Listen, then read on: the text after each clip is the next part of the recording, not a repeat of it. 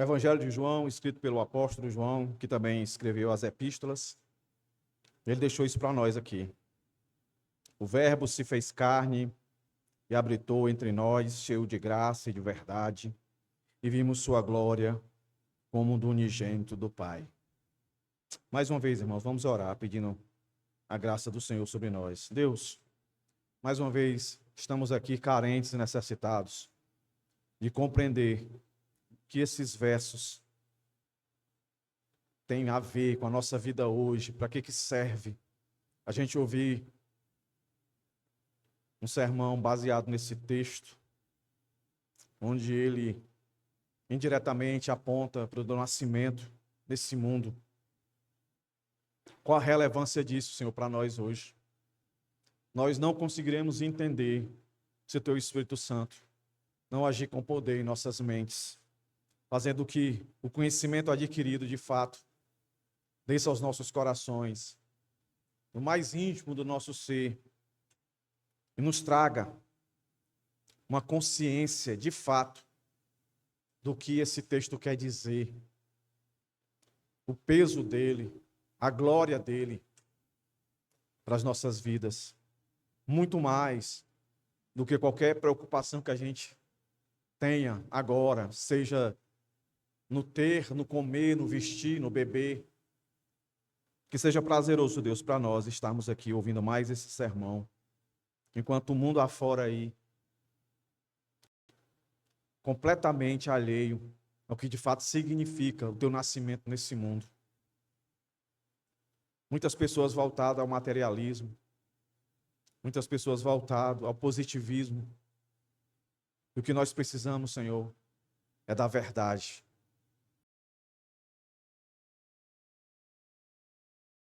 Em nome de Jesus, que a tua encarnação, Senhor, que a comunhão dessa encarnação que nos trouxe a redenção, seja celebrada por cada um de nós aqui, sempre. Em nome de Jesus, perdoa os nossos pecados, hoje e sempre. Amém. Normalmente, quando a gente fala de providência, né, irmãos, a gente sempre pensa na providência invisível, né? Que Deus está agindo e a gente não está vendo, de fato. A ação de Deus no mundo criado desde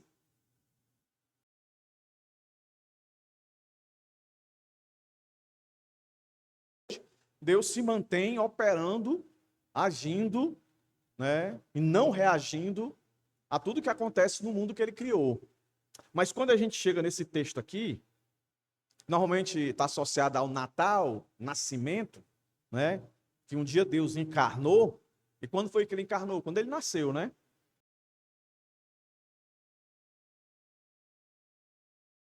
De controle invisível de Deus. Mais um ato de aproximação e de evidência de que a única maneira da gente conseguir ver o Criador Deus foi através do menino chamado Jesus. Pare e pense, meus irmãos. Isso é extraordinário. Um Deus que é inalcançável.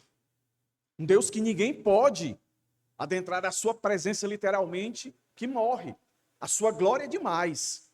Mas ele, no alto da sua soberania, do seu poder, da sua misericórdia, da sua graça, ele se revela da única maneira que o ser humano pudesse suportar a sua glória.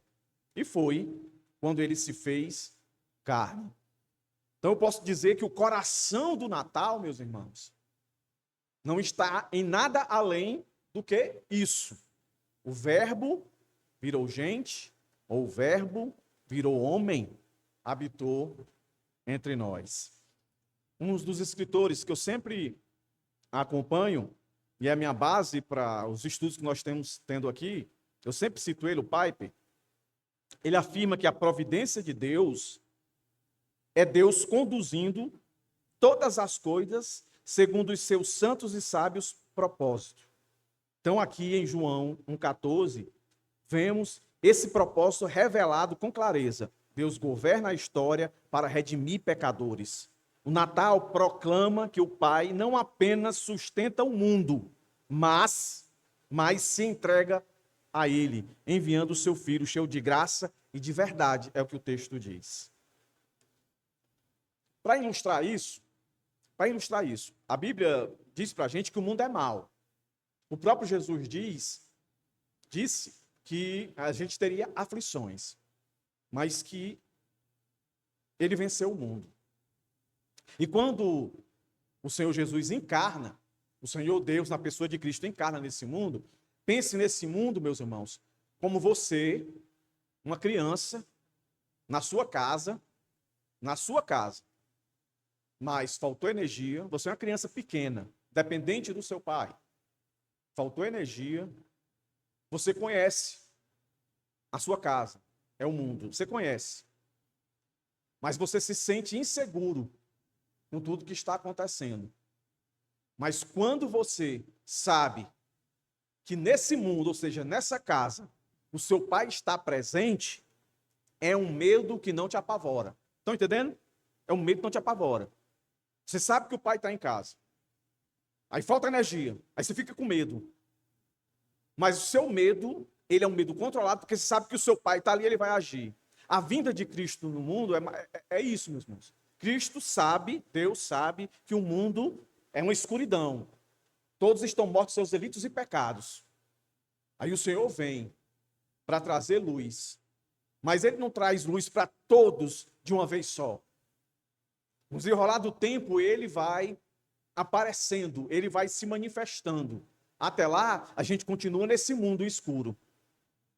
O mundo é escuro para aqueles que são cristãos, mas ao mesmo tempo é um mundo de luz por aquele onde eles estão, que é Cristo. Por isso, meus irmãos, Natal é isso aqui. É Deus trazendo luz em meio às trevas, trazendo segurança.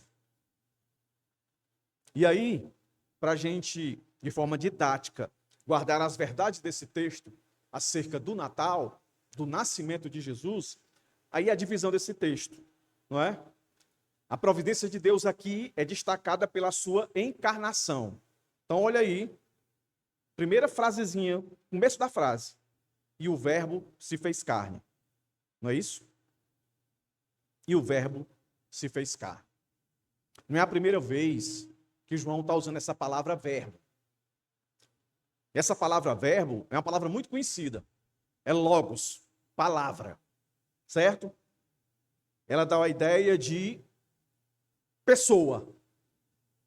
Ela, no contexto judaico, invoca uma pessoa que tem poder de criação. Poder de criar as coisas. Guarde bem isso. Gênesis 1, Salmo 33, 6. Por que a gente entende que é assim? Porque João, ele vai começar a escrever o seu evangelho, deixando isso bem claro. O evangelho de João é escrito para dizer que Jesus é Deus. Jesus é Deus, ele não foi criado, ele é Deus. Olha o que é que o verso 1 diz para a gente. Olha como a palavra verbo aparece aqui várias vezes. No princípio, o mesmo linguajar lá de Gênesis, ó. No princípio era o verbo. E o verbo estava com Deus. Estava com Deus. E o verbo era Deus. Então, João 1, ele está dando aqui 3 verdades fundamentais aqui, ó. Primeira, o verbo, a palavra, que é Jesus, é eterno. No princípio era o verbo. No princípio.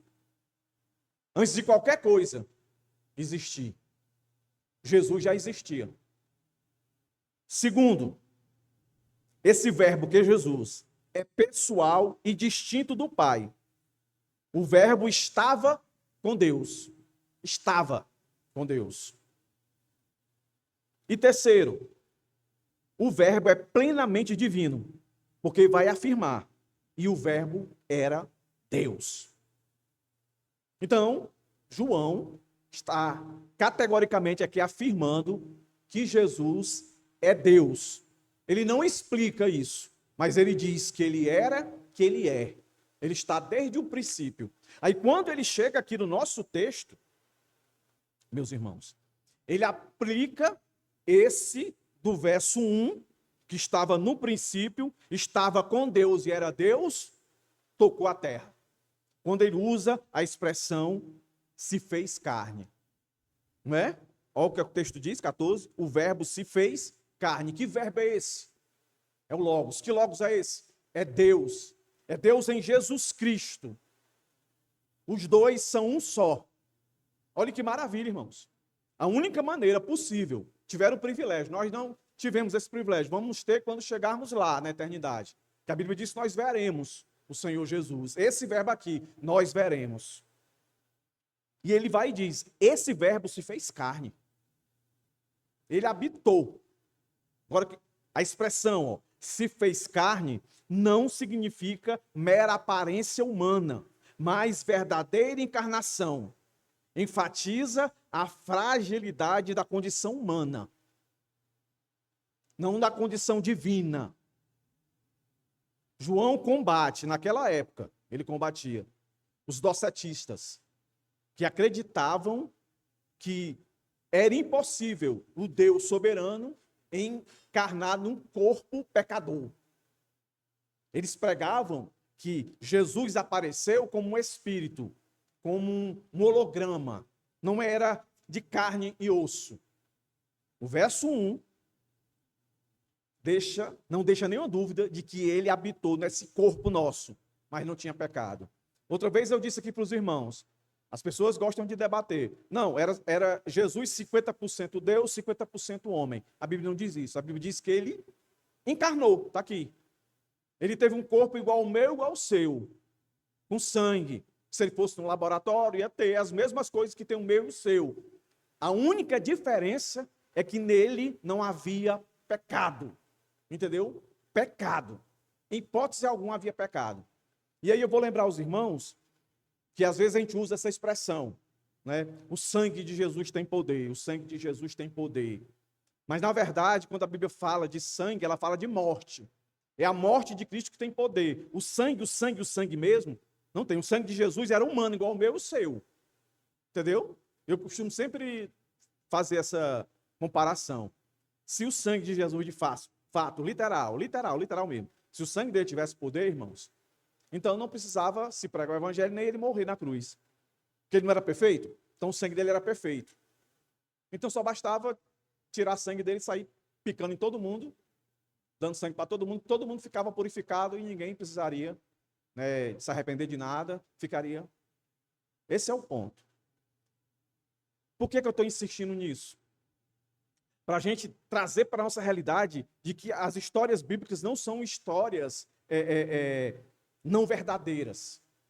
Não são histórias da carochinha. De fato, Jesus, um homem, habitou nessa terra. Aí João nos diz que o verbo era carne e não parecia carne. Entendeu? Olha aí, ó. E o verbo se fez carne, se fez corpo, de forma humana. O Logos entrou plenamente na condição humana, com todas as suas limitações, exceto o pecado. A Bíblia diz que Jesus teve fome, teve sede, foi não?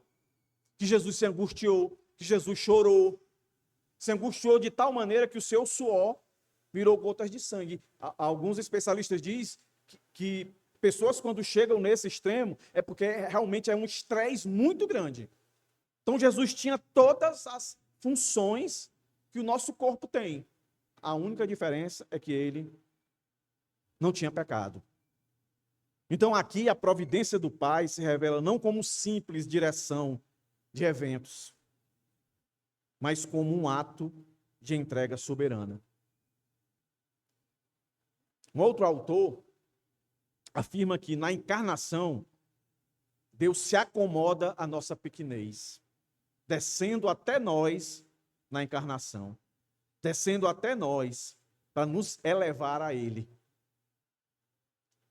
Por isso, quando a Bíblia diz, e nós lemos isso, não foi em Romanos, que a salvação não é de quem quer nem de quem corre, mas de Deus, que dá a quem Ele quiser, na hora que Ele quiser. Se Deus não se revelar, ninguém vai atrás dele, não. Ninguém vai atrás dele. Aqui é o início do ministério terreno do Senhor. Agora preste atenção. Deus criou o mundo, está lá Gênesis, explicando tudo como é que criou, veio. Mas até então, Deus não tinha se revelado. Todo mundo vivia com seus deuses, muitos deuses, o Antigo Testamento mostra. Mas um dia Deus quis se revelar. Aí se revelou por voz. Ele apareceu para Abraão. Abraão estava vendo a vida dele. Abraão estava pensando em Deus. E Deus se revela. Aí vem toda a promessa desse Messias. E até chegar esse dia de Jesus nascer, de encarnar, muitas pessoas falavam, mas ninguém estava nem aí. Até que um dia Jesus pisou na terra. E até aqueles que falavam que viria o Messias, não acreditaram e o perseguiram. Meus irmãos, por isso que quando você entende a graça de Deus, você não se confunde. Você se torna cada vez mais grato ao Senhor, por Ele ter se mostrado a você. E o ato dele vir ao mundo, partiu dele. Ele não olhou para o mundo e disse, estou com pena deles. Não. Compaixão. Ele não viu nada que alguém merecesse. Mas ele, por compaixão, se fez homem e adentrou neste mundo. O Verbo se fez carne, porque a providência do Pai sempre teve, não nascimento somente, mas a cruz. O presépio já apontava para o sacrifício. Tem gente que se agarra no nascimento de Jesus. Mas a nossa maior vitória não foi quando Jesus nasceu. Foi quando ele morreu. Se Jesus não tivesse morrido na cruz, meus irmãos, a nossa vida estava sem sentido. Estaríamos todos condenados à perdição eterna. Assim, portanto, a encarnação revela que a providência do Pai é pessoal e custosa e redentora. A chegada de Jesus teve um custo, humilhação. A partida de Jesus teve um custo e humilhação. Eu não sei como é que tem muita gente que quer viver um cristianismo aqui isento de sofrimento e de humilhação, se Cristo mostrou que esse é o caminho. Sempre foi o caminho da cruz. E nunca foi uma reação. A providência divina não é um improviso, meus irmãos. O Verbo que se fez carne, o mesmo Logos eterno que estava no princípio, João 1, significa que a encarnação não foi uma reação ao pecado, mas parte dos eternos decretos de Deus. Efésios capítulo 1, está lá. Antes de existir qualquer coisa, Deus já tinha um coração gracioso e misericordioso para salvar aqueles que ele iria criar. Nada acontece fora do plano de Deus. Nada. Então, o que é que esse ponto nos ensina sobre a encarnação do Senhor? Nos ensina que a providência do Pai não nos poupa da realidade humana, porque ele se fez homem. Antes, ele está nela. Tem um ditado popular que poderia ser bíblico, mas não é. Você já ouviu isso aqui, ó. Deus não te prometeu te livrar das situações difíceis, mas nas situações difíceis. É muito simples isso aí, não é de entender. A promessa é, eu não vou tirar o sofrimento da sua frente. Eu vou enfrentá-lo com você. Você vai enfrentar comigo o sofrimento. Eu vou estar com você. Eu não vou desamparar você. Então, qual é a aplicação que a gente tira disso aqui? A encarnação nos ensina que Deus não age por improviso, nem está diante das fragilidades humanas. Quando enfrentamos limites, dores, enfermidades ou fraquezas, somos tentados a pensar que Deus perdeu o controle. João 14 nos lembra que o propósito de Deus entrar nesse mundo em um corpo fragilizado é dizer, olha, eu comungo da mesma dor de vocês. Não pense que foi fácil para Deus se fazer homem habitar no corpo humano. Não foi fácil. E ele enfrentou tudo que tinha que enfrentar, os medos, as perseguições, as aflições, as angústias. Ele enfrentou. E ele disse, eu estarei convosco. No mundo tereis aflições, mas tem bom ânimo, eu venci o mundo. Aí depois ele dizia, eu estarei convosco até a consumação do século. Ele nunca prometeu. Esse evangelho que diz, venha para Jesus e você vai... Não existe. Não existe. A gente vai sofrer pelo simples fato, eu já disse isso, de ser cristão. Que ser cristão implica em confrontar o mundo. Em desencontro ao que o mundo ensina e prega em todos os sentidos. Assim, meus irmãos, o cristão é chamado a confiar na providência do Pai, mesmo quando a vida se torna pesada. Lembrando que Deus não despreza a condição humana, mas assumiu em Cristo essa condição. A encarnação nos chama a descansar na soberania de Deus sem negar a realidade do sofrimento. Olha o que é que Hebreus 2,10 diz. Porque convinha que aquele, Cristo, por causa e por quem todas as coisas existem, se tornasse perfeito por meio do sofrimento. 1 Pedro 5,7. Lançando sobre ele toda a vossa ansiedade, porque ele tem cuidado de vós. E o mais conhecido, Romanos 8,37. Em todas as coisas, porém, somos mais que vencedores. Se Deus se esvaziou, como diz Filipenses, assumindo uma forma de servo, uma criança cresce e ele serve, principalmente ao Pai. Ele está a serviço do Pai. Ele suportou tudo isso e nos deu o seu Espírito, porque nós não suportaríamos. Então, o primeiro ponto, meus irmãos, deixa claro. A encarnação é algo maravilhoso, que diz para nós, confie em mim, eu sei o que é sofrimento, eu sei o que é dor, eu sei o que é angústia. E aqui é o texto bíblico que está lhe dizendo, não sou eu não. Né?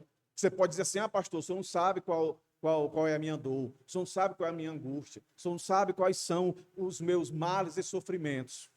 Eu não sei.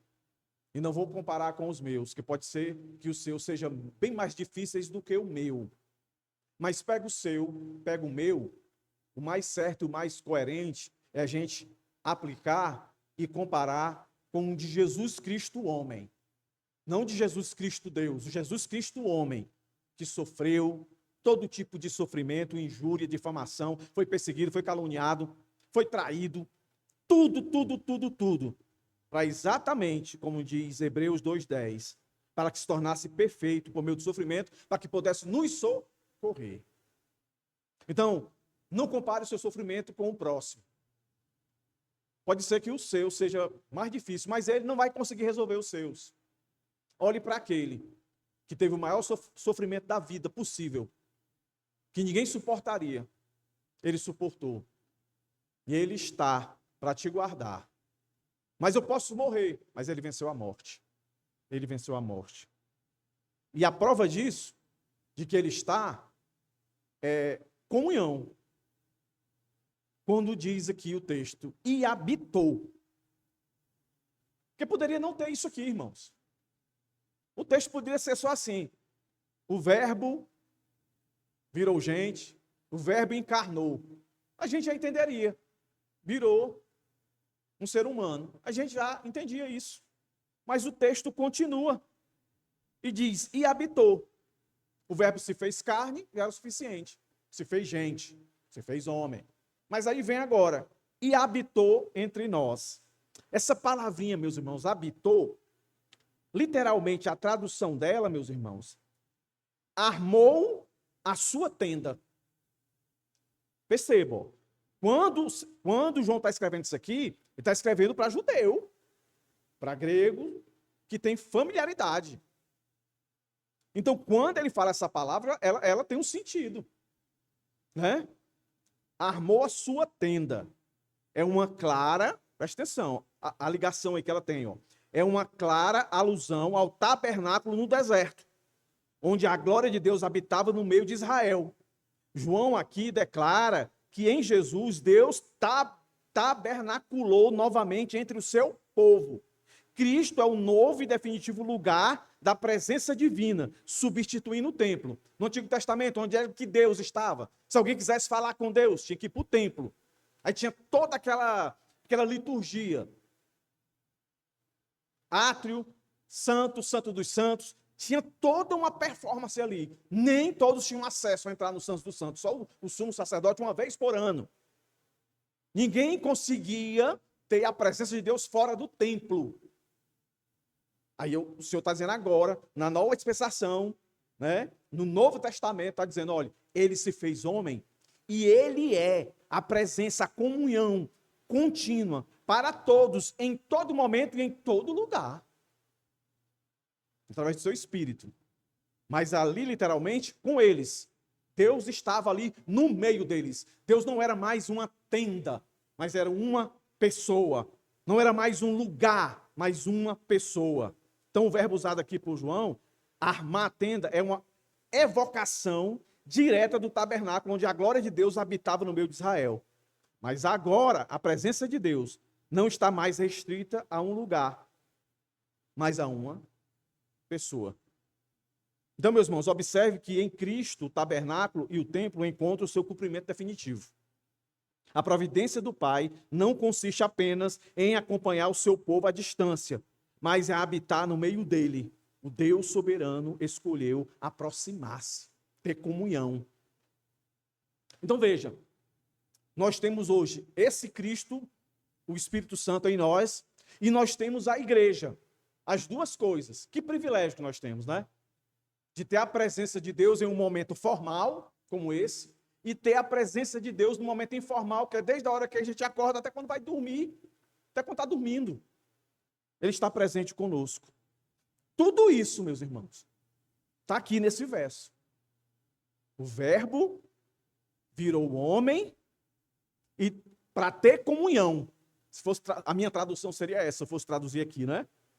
E o verbo, Jesus, virou homem, ser humano, para ter comunhão conosco. Olha aí, irmãos, que privilégio. Essa comunhão revela um Deus que não apenas dirige a história, mas se envolve com ela, fazendo-se presente onde há necessidade de redenção. Agora veja, aqui está claro, né, irmãos, que Deus é Jesus. Mas João continua, lá no 14 vai dizer que ele vai mandar o seu Espírito, que é Deus também. E nós temos o Espírito. Todo aquele que crê em Cristo como seu Salvador, o Espírito Santo é derramado sobre ele. Então, eu posso dizer que nós temos Cristo em nós. Não é não? Cristo em nós. Então, se naquela época antes de Jesus morrer, Cristo não estava dentro das pessoas, em espírito, isso quer dizer que as pessoas só podiam ter comunhão com ele literalmente, fisicamente, se o visse diante dele ali.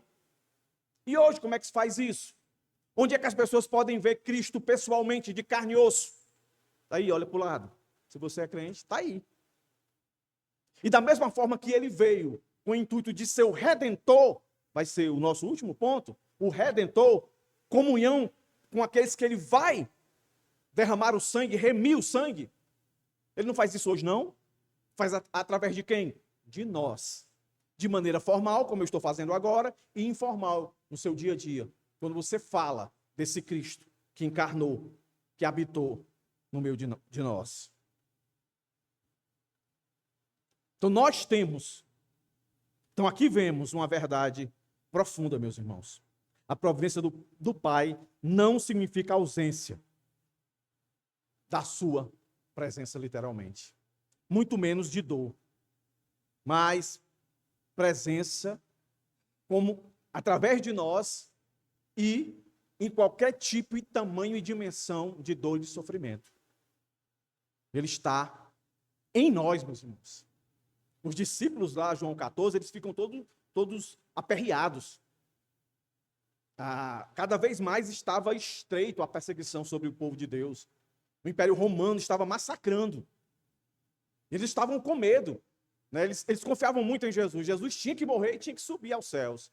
E lá no capítulo 14, nós cantamos aqui, né, várias vezes, não se turbe o vosso coração. O Senhor diz, ó, não se preocupe, eu vou falar que o Pai mande o Consolador. Querendo dizer, olha, vocês não vão me ver visualmente, mas eu vou estar em espírito dentro de vocês. Então, se antes o Senhor pegava pelo braço os discípulos, vamos comigo. Isso aqui é luta minha, isso aqui é luta de vocês. Estava ali presente.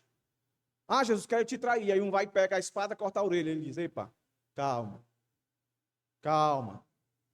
Isso aí para mim é muito fácil de resolver, não é assim que se resolve. Calma.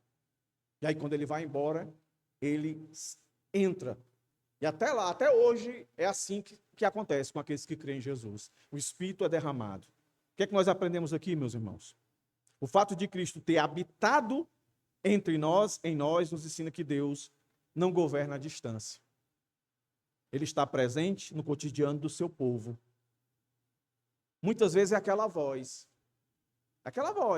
que você insiste em não ouvir.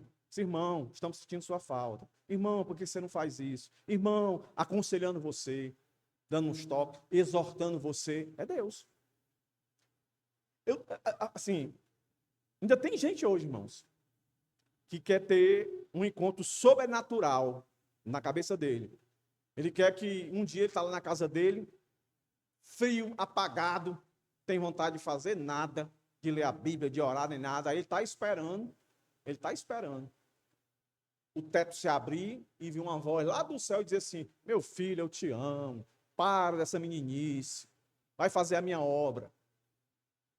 É igual aquela história do indivíduo que estava se afogando, a água subindo e vinha gente salvar eles. Não, estou esperando Deus me salvar. E vai enchendo até ele subir em cima da casa, aí manda helicóptero, ele diz, não, Deus vai mandar me salvar, ele morre. Quando chega lá, ele diz, eu mandei um monte de gente. Por final, ainda mandei um helicóptero, você não quis.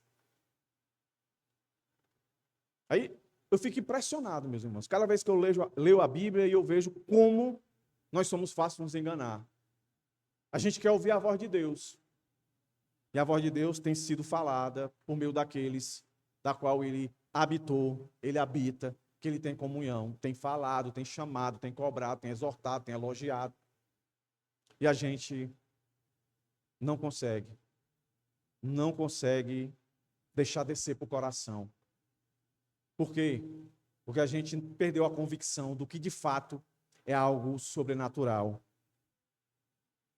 Isso nos chama, meus irmãos, a viver a fé com consciência da presença divina.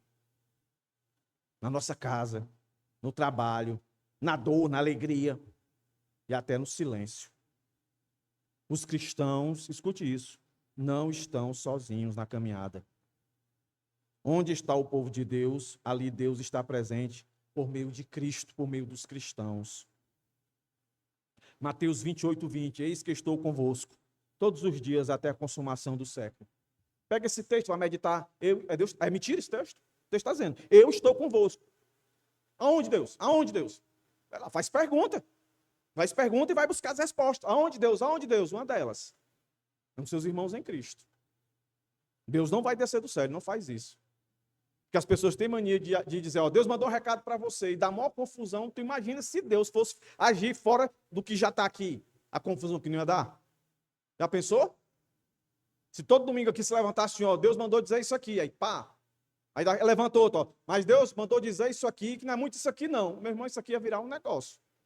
Se só isso aqui dá confusão, né? Filipenses 4:5, o Senhor está perto. Aonde? Perguntar para o texto. É palavra de Deus, é escritura. É algo divino. Um texto diz que ele está conosco, até a consumação do século. Outro diz que ele está perto.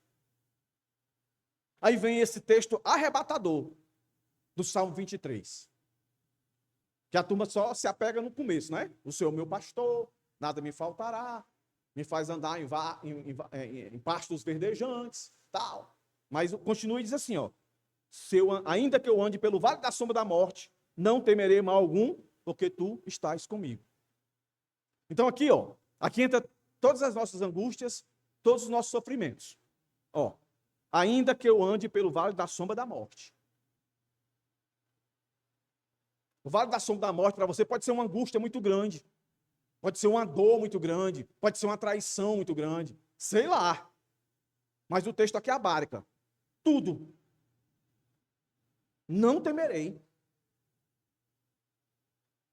mal algum, porque eu sei que tu estás comigo. Só 3 textos aqui. Não importa as circunstâncias, a mais adversa que tiver, o texto está dizendo que o Senhor está com a gente. Que Ele está perto da gente, Filipenses 4:5. Que Ele está conosco. O estar aqui é comunhão. Está junto. Aonde? Resumindo, depois de você saber de uma verdade dessa, comunhão, viva com reverência, consolo e esperança, sabendo que a providência do Pai se expressa na sua presença constante com você.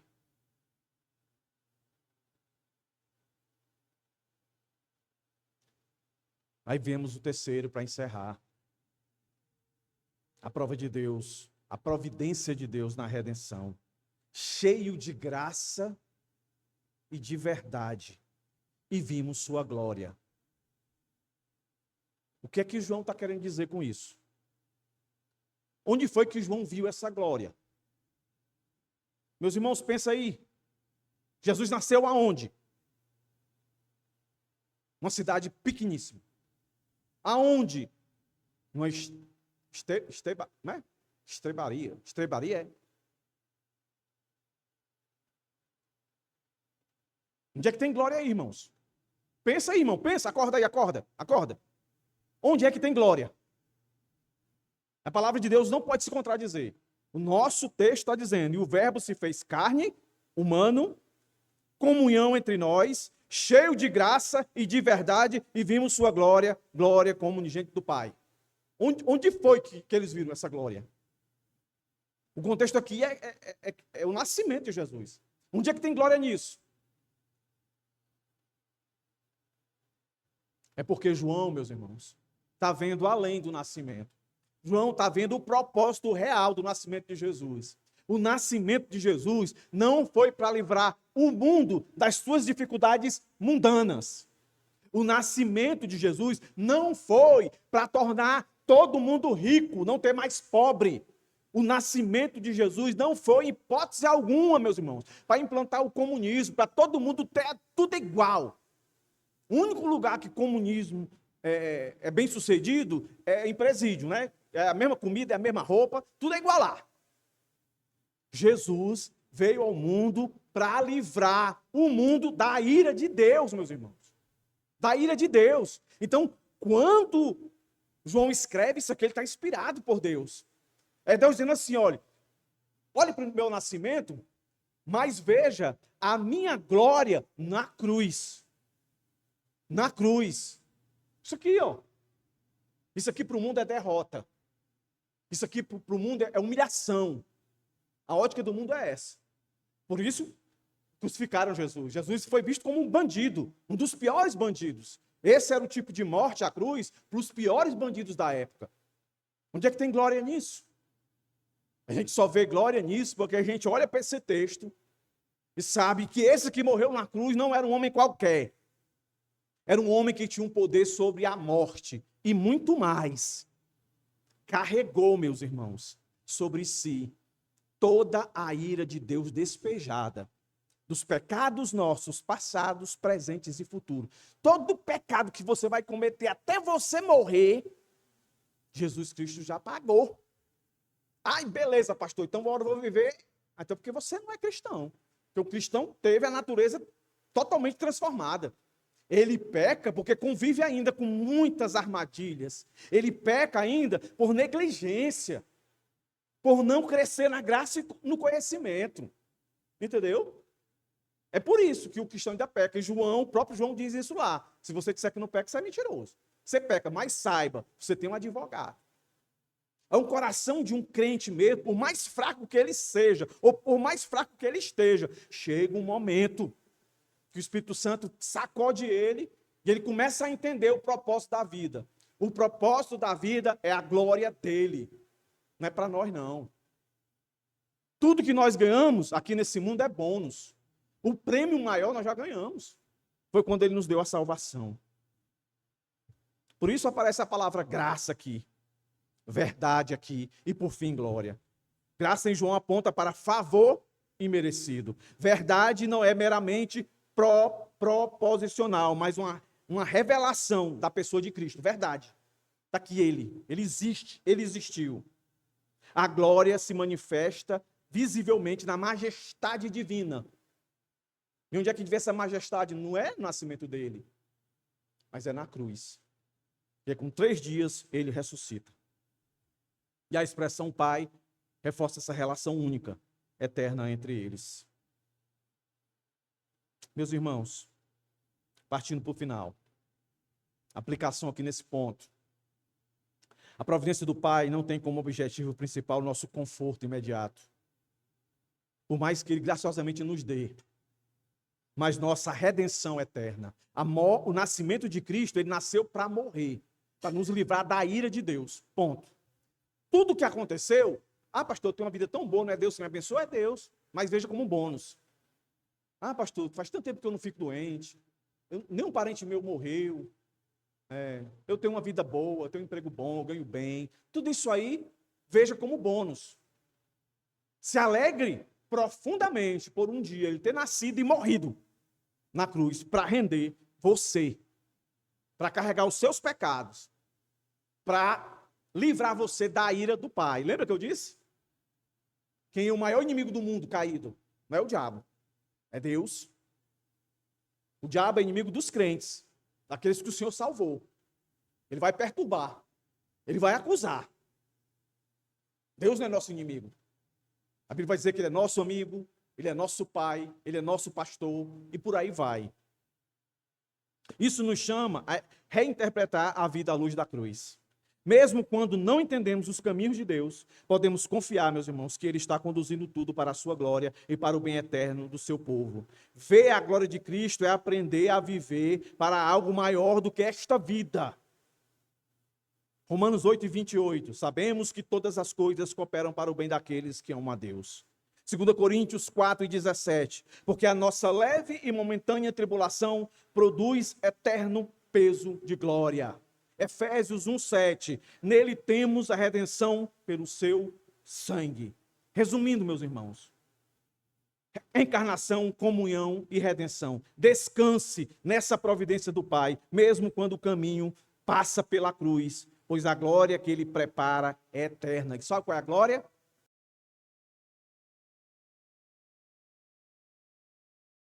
Embora que a Bíblia diga que nós temos, os crentes fiéis vão receber galardões. A Bíblia não diz o que é, mas deve ser coisa boa.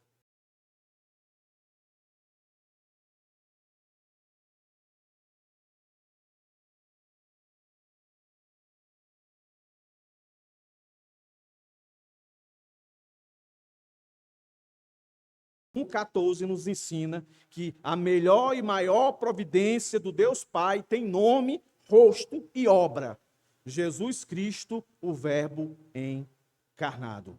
E aí eu vou para a conclusão final. O Natal nos chama a rever nossa visão de providência. A maior providência do Deus Pai não foi apenas ordenar circunstâncias, mas entregar o que ele tinha de mais precioso. A melhor e maior providência do Pai foi enviar o Verbo, fazê-lo carne, fazê-lo habitar entre nós e conduzi-lo soberanamente até a cruz. Tudo isso para a glória de Deus e para a nossa salvação. Cabe a nós o quê? A encarnação nos chama a confiar. A comunhão nos chama a descansar. A redenção nos chama a esperar com paciência no Senhor. Amém, meus irmãos? Fique de pé, vamos orar. Portanto, celebrar o Natal é descansar nessa verdade. A providência do Pai tem nome, um rosto e uma história. Jesus Cristo, o nosso Salvador. Senhor, muito obrigado por essa noite.